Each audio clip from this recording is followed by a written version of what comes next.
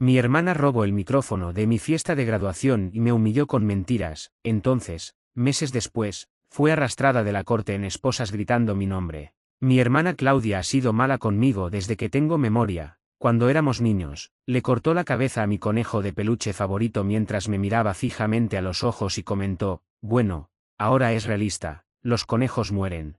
Si alguna vez conseguía ropa nueva, ella la tomaba sin preguntar, la devolvía sucia, estirada y se reía de mis lágrimas. Mi madre me regaló un collar para mi 10º cumpleaños que llevaba meses deseando. Al día siguiente, Claudia lo tiró de la cadena del baño durante una discusión y luego me gaslighteó con un «probablemente lo perdiste. Siempre eres tan descuidado».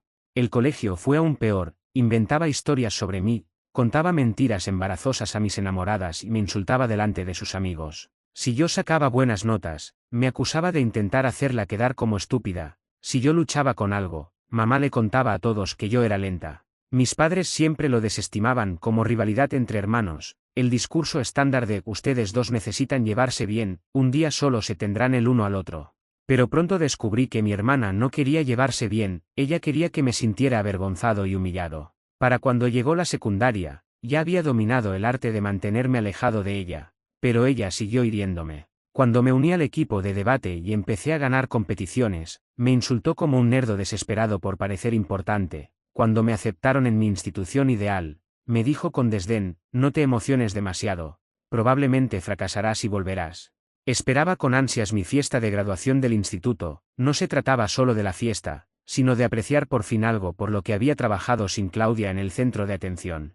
Mis padres accedieron a que la celebrara en el patio trasero, invité a amigos, profesores y familiares, pasé semanas planeándolo con luces de hadas, una barra de tacos y una lista de música en la que invertí horas. Por supuesto, Claudia se molestó por ello, empezó con comentarios pasivo-agresivos porque ella tiene una fiesta tan lujosa. Yo no tuve una.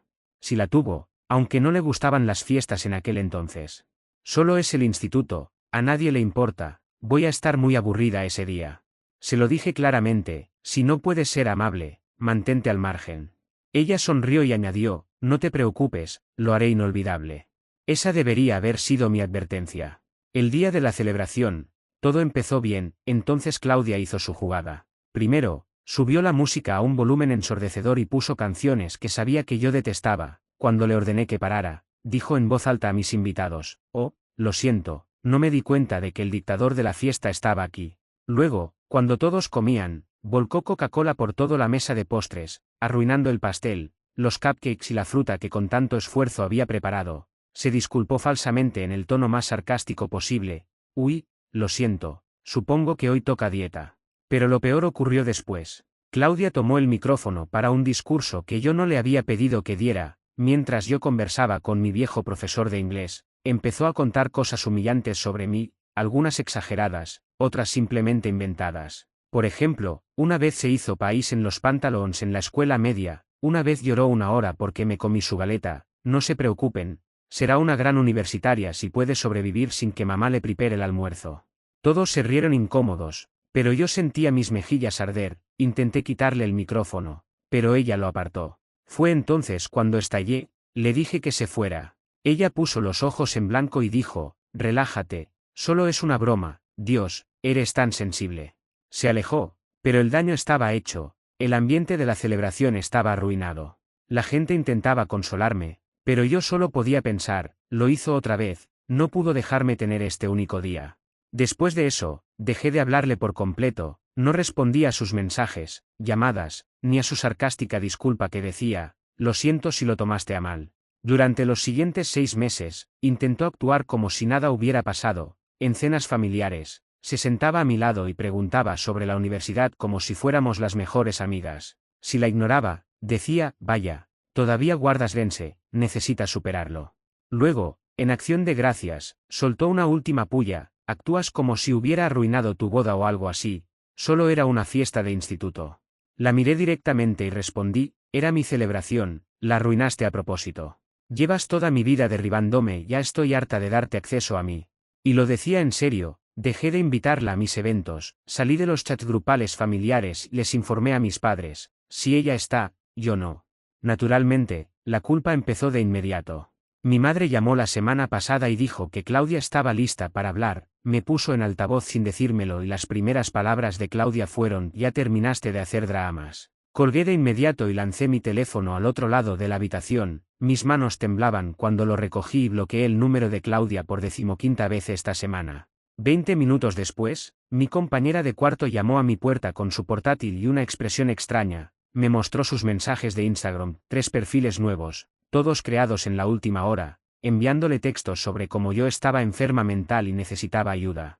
Los nombres de usuario eran números aleatorios, pero el estilo de escritura era puramente Claudia. Mi compañera me observó mientras tomaba capturas de pantalla de todo y las guardaba en la carpeta de pruebas que había creado en mi portátil. A la mañana siguiente, en la cafetería, se sentó frente a mí y apartó su plato, me preguntó si algo de lo que decía Claudia era real, y noté que no estaba segura de qué creer. Saqué mi teléfono y le mostré el vídeo que Alisa había tomado en mi fiesta de graduación, que incluía todo el discurso de Claudia y mi intento de quitarle el micrófono. Su expresión cambió de desconcertada a asustada mientras lo veía. Dijo: tu hermana está muy mal de la cabeza, y me preguntó si se lo había contado a alguien.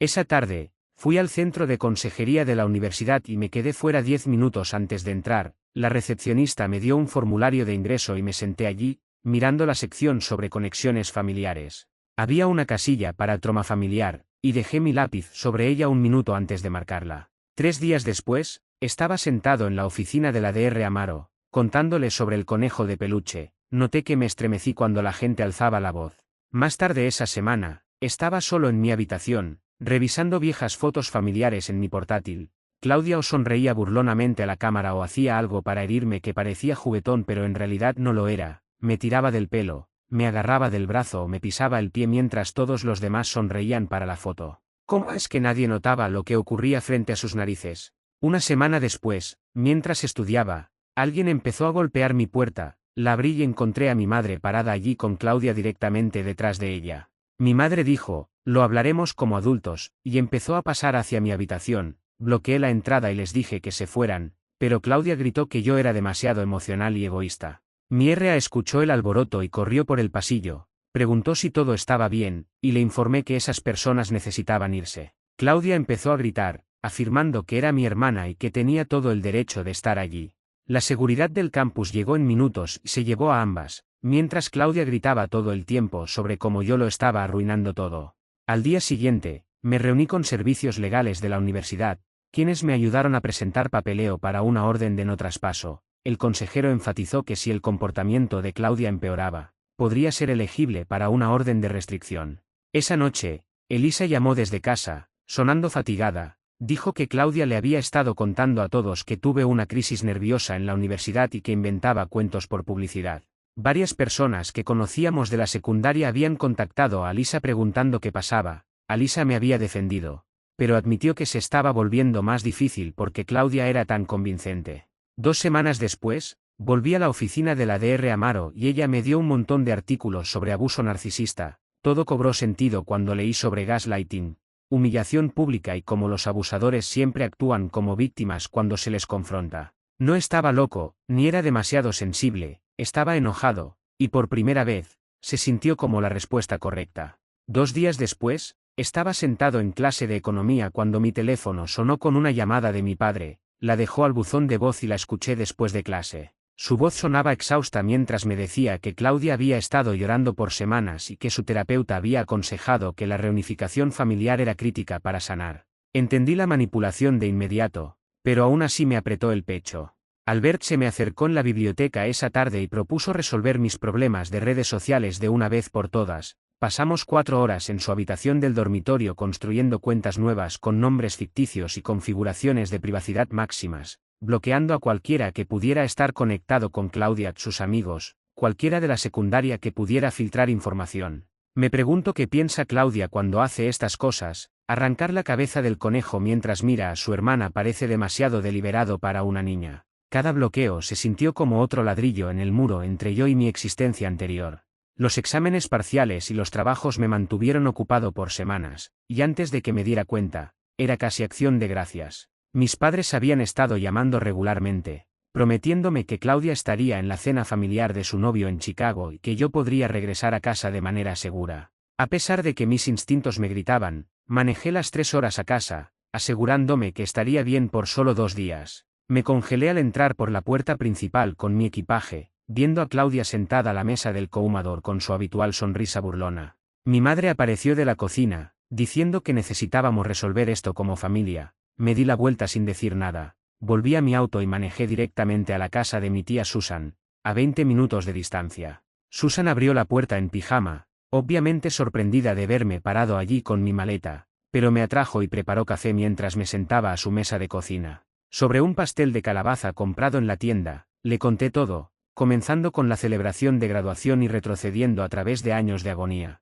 Su expresión se oscureció con cada anécdota, hasta que finalmente dejó su tenedor y declaró que siempre se había preguntado por qué yo era tan callado en las reuniones familiares. El viaje de regreso a la universidad fue más largo debido al tráfico feriado, y cuando llegué a mi habitación del dormitorio a la medianoche, noté que mi puerta estaba ligeramente abierta a pesar de que la había cerrado con llave. No faltaba nada, pero todo estaba incorrecto. Mi diario estaba en un estante y diferente, mi portátil estaba abierto cuando lo había dejado cerrado, y los cajones de mi cómoda no estaban completamente cerrados. Me recorrió un escalofrío mientras examinaba cada rincón, buscando pistas menores de que alguien había tocado todo.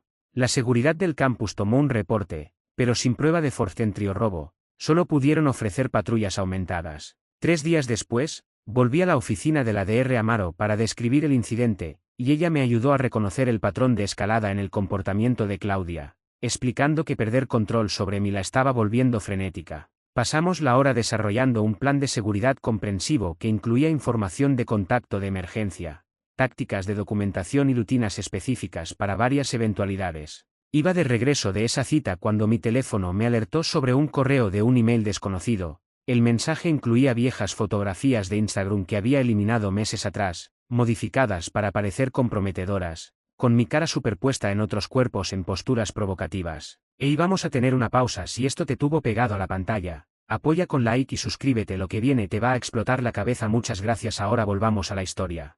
Aunque el contenido era breve, el estilo de escritura de Claudia era inmediatamente aparente en su amenaza de enviarlas a mis profesores. Fui directamente a la policía del campus, quienes tomaron la amenaza de chantaje seriamente y llamaron a una detective especializada en crimen cibernético. Ella declaró que el chantaje era un felonio y que podían rastrear direcciones IP, lanzando oficialmente una investigación esa tarde con números de caso y registros de evidencia. Una semana después, estaba estudiando en la biblioteca cuando mi madre llamó, distraída y gritando que Claudia le había dicho que yo intentaba hacerla arrestar por nada. Me pidió que dejara los cargos inmediatamente, afirmando que estaba arruinando el futuro de mi hermana debido a pequeñas rencillas entre hermanos, pero colgué mientras ella todavía hablaba. Alberta había estado observando todo desarrollarse y discutió mi problema con sus padres durante su conversación semanal por vídeo. Su madre, que trabajaba como trabajadora social, me animó a pasar las vacaciones de invierno con ellos en su casa cerca de Cleveland.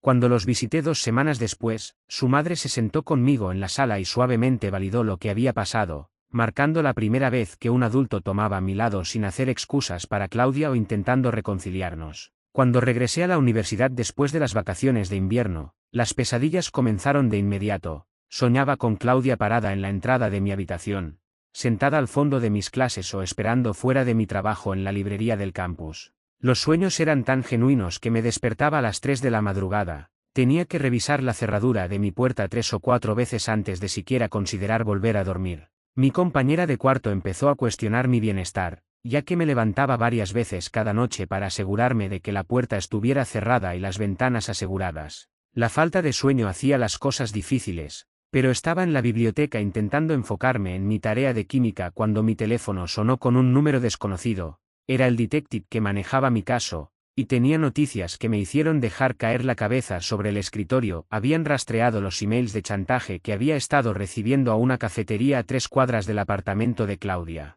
La cámara de seguridad la mostraba sentada allí con su portátil a la hora exacta en que los emails fueron enviados, y el investigador declaró que ahora tenían suficiente evidencia para proceder con cargos. Al día siguiente, me reuní con el fiscal en el juzgado del centro, y ella explicó lo que pasaría después. Dijo que Claudia sería arrestada, seguido de una audiencia de arraigo en la que declararía su plea, y que probablemente le ofrecerían un trato porque esta era su primera ofensa. Luego me miró y pronunció lo que había estado temiendo. 3 días después, Estaba en mi clase de economía cuando mi teléfono empezó a vibrar sin parar, salí al pasillo y noté 5 llamadas perdidas de mi madre. Cuando devolví la llamada, ella gritaba tan fuerte que tuve que alejar el teléfono de mi oído. Continuó diciéndome que era malvado, que estaba destruyendo nuestra familia y que no podía ser su hijo si podía hacer esto. Mi padre entonces tomó el teléfono y habló en un tono frío y plano. Una semana después, me senté en la última fila de la corte, con Alberta a un lado y la Dr. Amaro al otro.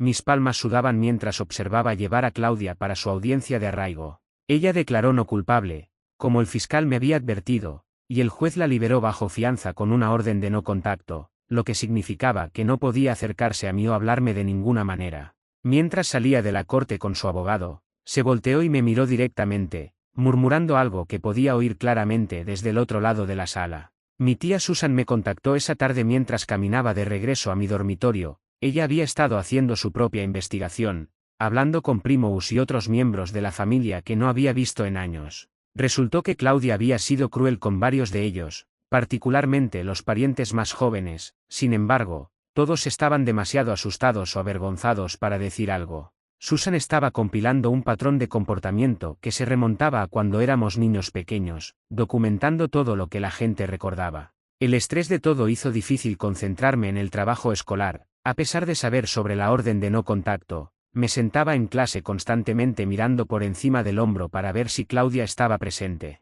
Mi nota de química bajó de 1 a 1 C en 3 semanas, y no podía enfocarme el tiempo suficiente para leer más de una página de cualquier libro de texto. La Dr. Amaro me diagnosticó formalmente con TED en una de nuestras sesiones y sugirió que nos reuniéramos 2 veces por semana para ayudarme a sobrellevar todo. 2 semanas después del arraigo, estaba lavando ropa en el sótano de mi dormitorio cuando revisé mi teléfono y noté 3 nuevos mensajes de voz del número de mi madre. Mi corazón comenzó a latir porque sentí que algo andaba mal. Mamá nunca dejaba mensajes de voz. Cuando reproduje el primero, no escuché la voz de mi madre. El fiscal añadió cargos de intimidación a testigos la mañana siguiente cuando le entregué los mensajes de voz. Los reprodujo para la corte en una audiencia de emergencia esa tarde, y el Prampli revocó la fianza de Claudia. Me paré en los escalones del juzgado, mirando a través de las puertas de vidrio como 2 oficiales llevaban a mi hermana en esposas, sus manos atadas a la espalda. Esperé que me golpeara el remordimiento, la tristeza o algo, pero todo lo que sentí fue alivio, como si finalmente pudiera respirar otra vez después de semanas. A la mañana siguiente, un mensajero llamó a la puerta de mi habitación y entregó un sobre pesado de Brennan Ayes & Associates, la firma de abogados más cara de Columbus. Mis manos temblaron mientras lo abría y leía la carta formal advising me to reconsiderar mi posición y warning me against irreversiblemente romper relaciones familiares, así como implying que podría enfrentar acción legal por difamación. Al verme encontró sentado en mi cama 20 minutos después, todavía sosteniendo la carta, y Prampli llamó a la oficina del fiscal mientras yo me sentaba inmóvil. La fiscal nos urgió no preocuparnos porque esto era técnicas de intimidación estándar, pero no podía dejar de pensar en cómo mis padres gastaban miles de dólares para proteger a la persona que me había estado hiriendo toda mi vida. Una semana después, la Dr. Amaro apartó toda su tarde para asistirme a escribir mi declaración de impacto de víctima, y cada oración se sintió como sacar vidrio de mi carne. Escribí sobre el conejo de peluche, el collar tirado al baño, la fiesta de graduación arruinada y todos los cortes menores en el medio que se acumularon a 20 años de miseria. Ella me ayudó a encontrar las palabras cuando no podía, sentándose en silencio mientras lloraba a través de capítulos describiendo cómo Claudia no solo robó mi infancia sino que también intentó destruir mi futuro. Esa misma semana, la madre de Albert llamó y oficialmente me dio la bienvenida a quedarme con ellos para el verano, afirmando que su habitación de invitados ya estaba lista para mí. Claudia pasó de hermana cruel a criminalmente maestra más rápido que alguien reprobando una clase de química, que ahora parece incluir a nuestro narrador, gracias a todo este drama, allanar dormitorios, hacer fotos falsas y cometer crímenes de cafetería. Se sentó conmigo en su cocina y me contó sobre la decisión de su hermana de cortar liaisons con familiares tóxicos años atrás, y cómo la familia elegida puede ser más fuerte que la de sangre, y acepté su oferta, sintiendo como si finalmente hubiera encontrado terreno firme después de meses de temblores. Alisa tuvo que testificar en una deposición el martes siguiente, así que trajo el vídeo de mi fiesta de graduación en su teléfono y lo mostró cuadro por cuadro al fiscal y al abogado de Claudia. El fiscal me llamó después para decir que eso era evidencia sólida de un patrón de humillación pública y acoso dirigido, particularmente el punto donde Claudia agarraba el micrófono mientras yo intentaba detenerla. 2 semanas después, estaba ayudando a la madre de Albert a preparar la cena cuando escuchamos golpes fuertes en la puerta principal y a mi madre gritando que sabía que yo estaba dentro. La madre de Albert me instruyó a permanecer en la cocina mientras ella respondía a la puerta, pero podía oír todo mientras Marlene la empujaba y exigía verme. Cuando entré a la sala, la cara de Marlene se volvió escarlata, gritando sobre Claudia yendo a prisión y preguntando si eso era lo que yo quería, a tu propia hermana en prisión. Cuando no respondí o me acerqué a ella, cruzó la sala en 3 pasos y me abofeteó fuerte en la cara, el sonido reverberó por toda la casa. La madre de Albert rápidamente sacó su teléfono y marcó al 911 mientras Marlene continuaba gritándome sobre lealtad familiar y cómo estaba destruyendo todo. En 10 minutos, la policía llegó y arrestó a Marlene por asalto mientras yo estaba parado allí con el brazo de la madre de Albert alrededor de mí, mis mejillas todavía ardiendo. Tuve que presentar otro reporte policial en la estación, y el detective me informó que la violencia familiar frecuentemente empeora durante procesos legales, lo que no me hizo sentir mejor sobre tener que ver a mi propia madre siendo arrestada. La fiscal dijo que los narcisistas frecuentemente hacen esto porque quieren actuar, buscan atención y la oportunidad de desempeñar el papel de víctima frente a una audiencia. 3 días después de nuestra conversación, un paquete dirigido a mí llegó a la residencia de Albert sin dirección de retorno. Dentro estaba mi viejo conejo de peluche de cuando tenía 5 años. Claudia le había arrancado la cabeza y ahora estaba mal cosido con hilo negro. La nota simplemente decía, lo arreglé para ti, y estaba firmado mamá. Sin embargo, se sintió más como una amenaza que como una disculpa o oferta de paz. Mientras tanto, la tía Susan había estado discretamente documentando todo lo que podía encontrar, registrando cajas viejas en el ático de mis padres y compilando una línea de tiempo que abarcaba 20 años. Encontró boletas de calificaciones de la escuela primaria con comentarios de maestros sobre mi comportamiento retraído y ansioso con mi hermana, encontró mis viejos diarios, que asumía perdidos, encontró imágenes de mí apartándome de Claudia como un niño pequeño. El patrón siempre había existido, escrito en una docena de escrituras diferentes por instructores, consejeros y entrenadores que todos habían sentido que algo andaba mal pero nunca habían unido los puntos. 2 meses después, decidí comenzar algo en el campus que nunca pensé que tendría el valor de hacer. Reservé una pequeña sala en el centro estudiantil y distribuí folletos promocionando un grupo de apoyo para personas que habían experimentado abuso familiar. En la primera reunión, me senté con mi cuaderno y 3 sillas arregladas en un círculo, mirando la puerta y preguntándome si alguien aparecería. Una chica llamada Ashley entró primero, seguida por un chico llamado Ben y otra chica conocida simplemente como Kei. Nos sentamos por 1 hora, mayormente mirándonos, pero al final Ashley lloraba sobre su padrastro y Ben hablaba sobre su hermano mayor que solía encerrarlo en armarios. Para la 4ª reunión, teníamos 12 participantes y necesitábamos mudarnos a una sala más grande. El fiscal me llamó la semana siguiente para informarme que la fecha del juicio se había fijado para 6 meses. Intenté concentrarme en mis clases, pero cuando llegó el aviso de que tendría que testificar 2 días después, vomité directamente en mi habitación del dormitorio. Albert me sostuvo el pelo mientras me sacudía en el bote de basura, y la Dr. Amaro pasó toda la sesión siguiente recordándome que era más fuerte de lo que creía y que ya había sobrevivido a la peor parte. La SRH Chelsea de mi ciudad natal me vio en la sección de cereals en una tienda cerca de la universidad, me atrajo a un fuerte abrazo antes de que pudiera alejarme, diciéndome cuánto me extrañaba a mi madre y cuán terrible se veía sin mí. La culpa me golpeó como un puño en el estómago, y abandoné todo mi carrito justo en el pasillo. Manejé de regreso a mi apartamento llorando tan fuerte que no podía ver la carretera. 2 semanas después, las cosas se empeoraron. El abogado de Claudia presentó una moción claiming que debido a que estaba mentalmente enfermo, mi testimonio debería ser invalidado. Querían todos mis registros de terapia, cada sesión con la Dr. Amaro y cualquier cosa privada que hubiera dicho. La Dr. Amaro me sentó y describió lo que iba a pasar, cómo intentarían usar mi diagnóstico de TED en mi contra y cómo torcerían las cosas para hacerme parecer loco. El juez limitó lo que podían ver, pero al abogado de Claudia todavía se le permitió confrontar a la Dr. Amaro sobre mi diagnóstico en la corte. Mi ex profesora de inglés se contactó por Facebook después de enterarse del caso de otro maestro. Ella recuerda verme llorando en el baño después de que Claudia me humillara frente a toda la cafetería en el primer año. Recordé cómo le había rogado que no le contara a nadie, ya que solo empeoraría las cosas. Ella se ofreció a testificar sobre lo que había presenciado a través de los años.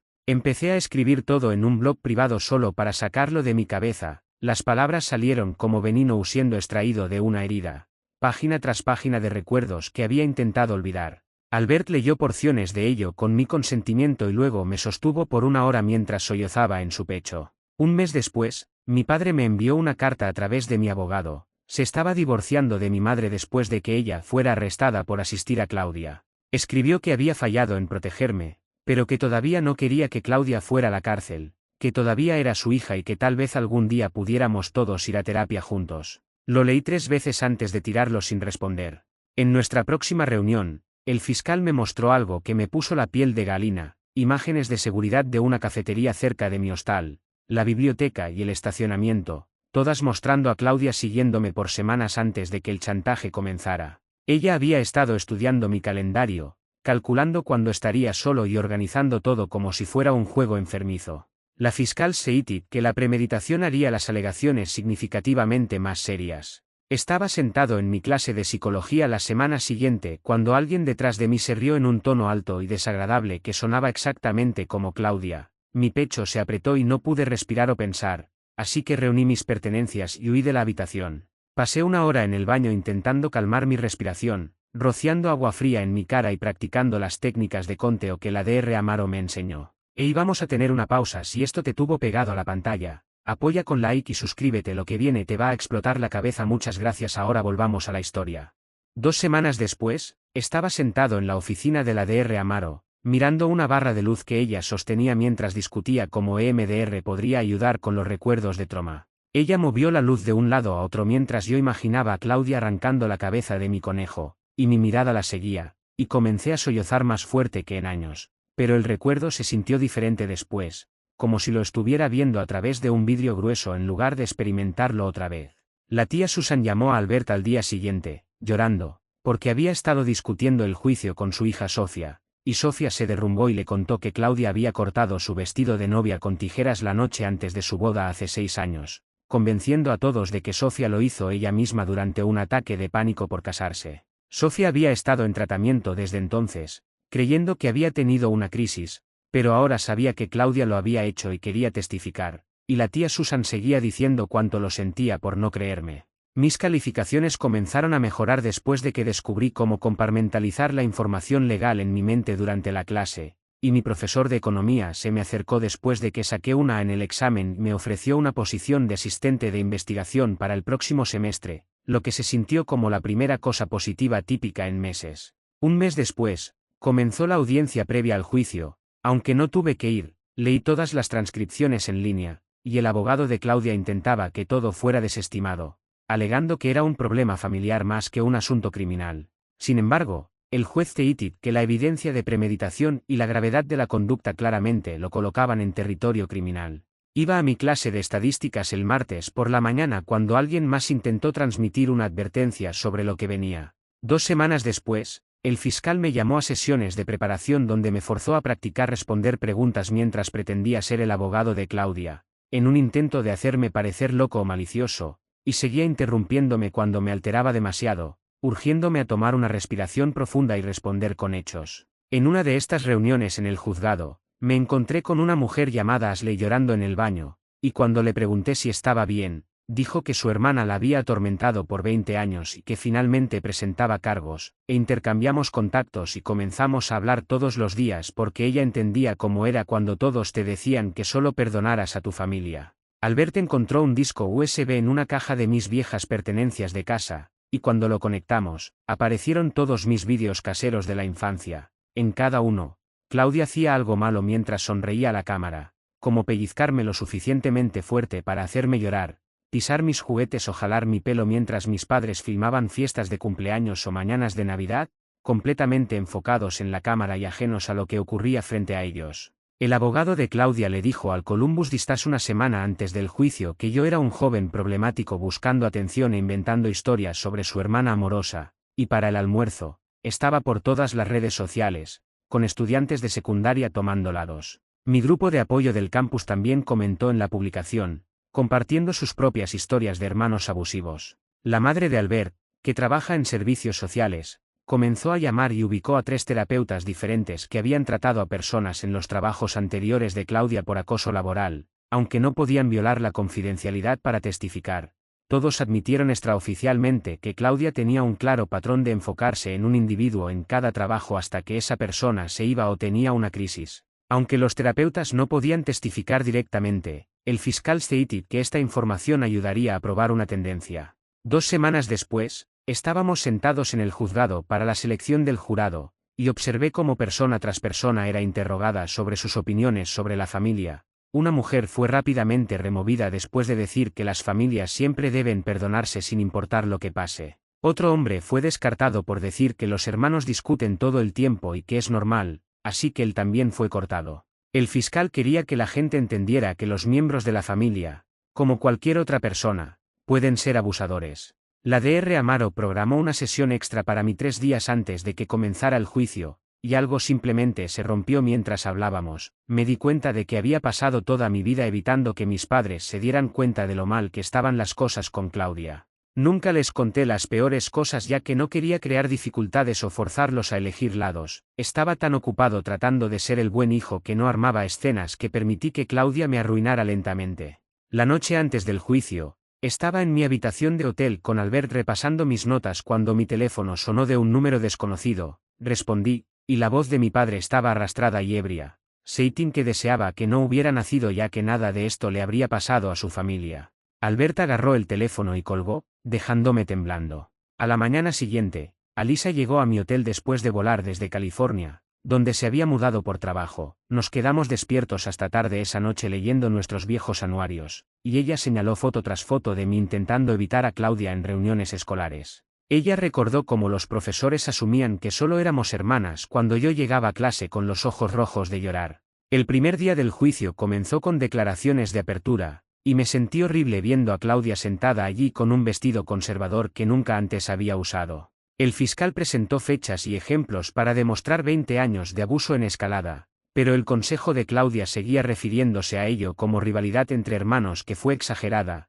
Claudia genuinamente secó sus lágrimas con un pañuelo como si ella fuera la víctima aquí. Al día siguiente, mostraron el vídeo de la fiesta de graduación, y algunos jurados se movieron incómodos en sus asientos mientras Claudia agarraba el micrófono. Su consejo objetó repetidamente, alegando que era prejudicial, pero el juez permitió que se usara como evidencia de conducta de patrón. Durante el receso del almuerzo, volvía del baño cuando noté a Claudia en el corredor. Me miró directamente y lanzó una sonrisa falsa y encantadora antes de murmurar las palabras, «Te amo, hermano», con una mirada burlona en sus ojos que me puso la piel de gallina. Tuve que apresurarme al baño y vomitar. El segundo día del juicio, me llamaron a testificar y me senté en la silla del testigo intentando mantener mi voz firme. Les conté sobre el conejo cuando tenía 5 años, cómo me miró a los ojos mientras le arrancaba la cabeza. Mencioné el collar que tiró, la ropa que dañó y los rumores que comenzó.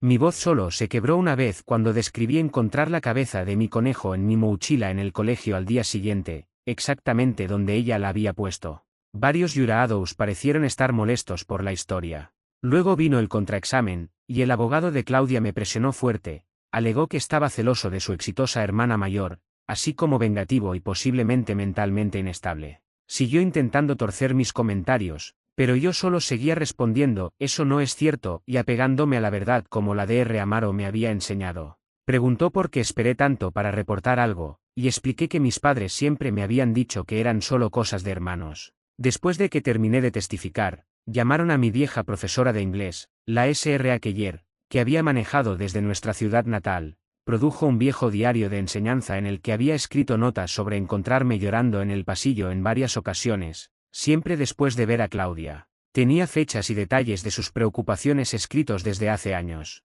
El fiscal llamó a mi prima Mónica después, y ella se veía tan pequeña mientras caminaba al estrado, sus manos temblando mientras agarraba un pañuelo. Mónica comenzó sobre la boda de Claudia hace 3 años, cuando ella era dama de honor, y cómo Claudia arruinó su vestido la noche anterior derramando vino tinto sobre él mientras se reía. Ella estalló en lágrimas mientras explicaba cómo Claudia convenció a todos en la boda de que Mónica se había emborrachado y dañado su propio vestido por envidia. El fiscal mostró imágenes de la prenda destruida e intercambios de texto en los que Claudia se jactaba de ello a sus amigos. La voz de Mónica se quebró mientras revelaba que a Claudia le gustaba lastimar a la gente, y algunos de los miembros del jurado tomaron notas mientras otros parecían horrorizados. Después de que Mónica bajó, El detective de crimen cibernético subió al estrado con una carpeta grande de evidencia y comenzó a detallar la campaña de acoso en Internet. Me mostró direcciones IP rastreadas a los dispositivos de Claudia, así como marcas de tiempo demostrando que me había estado enviando textos abusivos a todas horas durante meses. Mis imágenes fueron manipuladas horriblemente en las cuentas falsas de redes sociales que creó, y las puso en sitios que ni siquiera puedo explicar. El detective demostró cuán complejo y organizado era todo, incluyendo hojas de cálculo que rastreaban cuándo enviar mensajes para máximo impacto psicológico. Durante el receso del almuerzo, estaba sentado solo en el pasillo cuando mi padre se acercó, pareciendo como si hubiera envejecido 10 años desde la última vez que lo vi. Su traje estaba arrugado y sus ojos rojos mientras se paraba allí mirándome antes de disculparse y admitir que ahora se da cuenta de lo que ella es. No lo perdoné, pero asentí porque, ¿qué más podía hacer dadas las circunstancias entre nosotros? Cuando la corte comenzó esa tarde, Claudia finalmente tomó el estrado en su propia defensa, vestida con un vestido blanco inocente como si fuera una víctima, estalló en lágrimas y afirmó que siempre había estado celoso de ella y que inventaba cosas para llamar la atención porque no podía tolerar ser el hermano menos exitoso. Su abogado le hizo preguntas simples y ella respondió con una voz hermosa que nunca le había oído usar antes, secándose lágrimas falsas. Los jurados parecían creérselo hasta que el fiscal comenzó el contraexamen y preguntó sobre el vídeo de mi fiesta de graduación. Intentó negarlo al principio, pero cuando mostró el vídeo de ella diciendo esas declaraciones horribles, toda su expresión se transformó. El fiscal siguió presionando y presentando evidencia, y Claudia finalmente estalló y gritó que me lo merecía porque siempre estaba intentando. El testimonio en mis pensamientos, incluso aunque sabía la verdad. La facilidad y convicción con la que mintió me hizo dudar de mí mismo al principio, porque eso es lo que años de gaslighting te hacen. Miré al techo hasta la mañana, reflexionando sobre cómo casi me convence de que yo era el problema otra vez, justo como cuando éramos niños. El quinto día del juicio se dedicó a los argumentos finales, durante los cuales el fiscal detalló la progresión desde el bullying infantil hasta el acoso criminal y el acecho. Mostró una línea de tiempo de cómo las cosas empeoraron después de que corté el contacto, enfatizando la falta de remordimiento de Claudia a pesar de la abrumadora prueba. El abogado defensor argumentó que la disfunción familiar y la rivalidad entre hermanos se había salido de control en lugar de una acción criminal que requiriera tiempo en la cárcel. Mientras el jurado deliberaba, me senté en el corredor con Albert sosteniendo mi mano, Elisa al otro lado y la tía Susan frente a nosotros. 20 años de hechos repentinamente tenían sentido. Debe ser como descubrir que tu casa de la infancia fue construida sobre un vertedero tóxico. Explica mucho pero no lo hace menos terrible. Susan me miró y dijo, pase lo que pase, ya has ganado al liberarte. No estaba seguro de creerle todavía. Llevábamos esperando 2 horas cuando escuchamos gritos desde afuera y oficiales de seguridad corrieron pasándonos hacia la entrada del juzgado. Marlene había regresado, violando su orden de restricción una vez más, y gritaba a los reporteros que yo había destruido nuestra familia mientras intentaba pasar a través de la seguridad para entrar.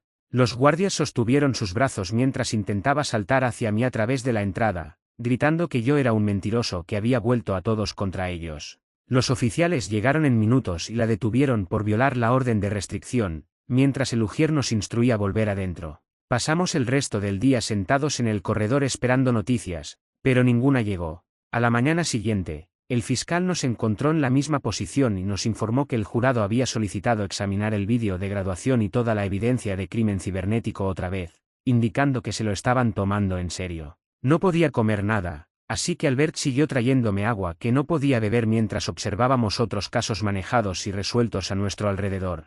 La Dr. Amaro llegó alrededor del mediodía y se sentó con nosotros un rato, diciéndome que sin importar lo que ocurriera, ya había ganado al enfrentarme a ellos. Que Claudia ya no me definía. Algo sobre oír esto me hizo entender que ella tenía razón, ya que por primera vez en mi vida no tenía miedo de mi hermana. El tercer día comenzó de la misma manera, con nosotros sentados en esas ásperas sillas de plástico. Cuando el ujier apareció y anunció que el jurado había regresado, mis manos comenzaron a temblar tan fuerte que apenas podía levantarme mientras volvíamos a la sala de la corte y veíamos al jurado tomar sus lugares. El presidente del jurado se paró llevando un pedazo de papel, y agarré la mano de Albert tan fuerte que pensé que la rompería, culpable de todos los cargos, incluyendo acoso, chantaje e intimidación a testigos. La expresión de Claudia cambió de satisfecha a atónita a absoluta ira en aproximadamente 3 segundos. El juez comenzó a discutir la programación, pero Claudia saltó y se lanzó a través de la mesa de la defensa hacia mí, gritando que había arruinado su vida.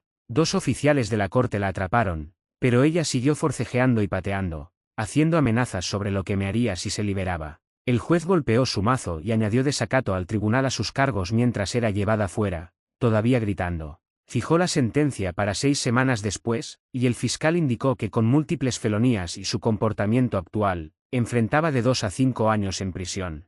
Fuera de los juzgados, los reporteros esperaban, y les di una breve declaración sobre cómo esperaba que esto ayudara a otros sobrevivientes de abuso a buscar justicia incluso si el ofensor era familia. Luego procedimos a la casa de Albert, donde simplemente me derrumbé y grité por lo que parecieron horas mientras su madre hacía té y su padre ordenaba pizza, y simplemente me dejaron llorar. Mi grupo de apoyo organizó una modesta celebración para mí la semana siguiente, y una mujer dijo que les había dado a todos esperanza de que podían enfrentarse a sus propios abusadores. Una semana después, recibí una carta de Aidan con un cheque para todo mi fondo de educación, que Marlene había intentado retirar antes de que se emitiera la orden de restricción.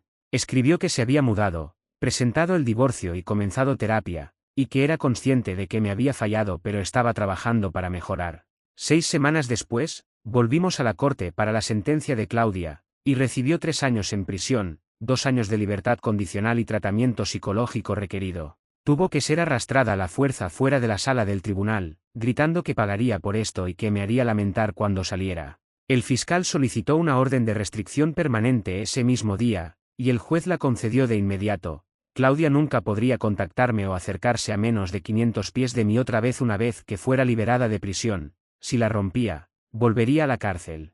Ahora podía respirar sin mirar por encima del hombro. Durante nuestra siguiente cita, la Dr. Amaro me ayudó a comprender cómo me sentía realmente. Sugirió que estaba de luto por la familia que debería haber tenido en lugar de la que terminé teniendo.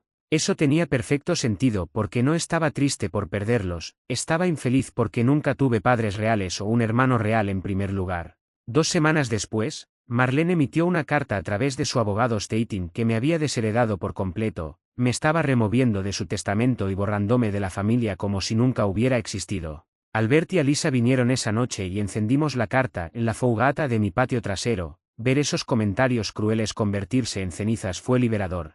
2 meses después, fui al juzgado y cambié formalmente mi apellido a Smith, el apellido de soltera de la madre de Albert. Su familia básicamente me había adoptado de todos modos, y estaban encantados con ello.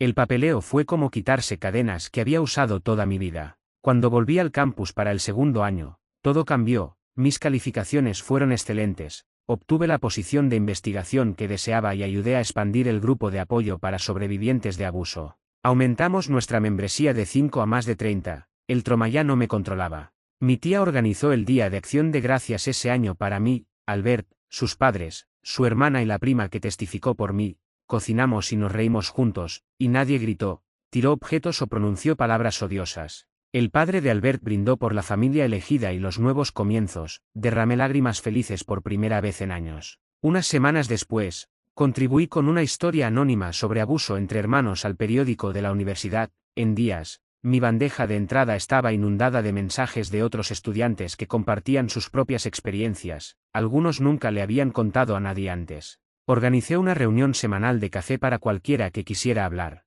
Durante una de mis citas de terapia en diciembre, la Dr. Amaro señaló que no había mencionado a Claudia ni una vez en las últimas 3 reuniones. Ella tenía razón, ni siquiera había pensado en ella. El miedo y la ansiedad incesantes finalmente habían disminuido. Mi tía contactó en enero para informarme que Aidan se había comunicado con ella, se había mudado a un modesto apartamento, comenzado terapia y asistía a grupos de apoyo para padres que permitieron el abuso. Quería que ella me dijera que estaba trabajando en sí mismo y entendería si nunca lo volvía a ver. Tal vez algún día podamos intentar reconstruir algo, pero no ahora o pronto. Para el semestre de primavera, Albert y yo nos habíamos mudado a un pequeño apartamento cerca del campus. Nos sentamos en nuestro sofá de segunda mano una noche, planificando nuestros horarios para el 3.er año y oportunidades de pasantías de verano. Mi teléfono permaneció en silencio todo el tiempo, no había textos furiosos, viajes de culpa, amenazas o temor. Había creado una vida que Claudia no podía tocar,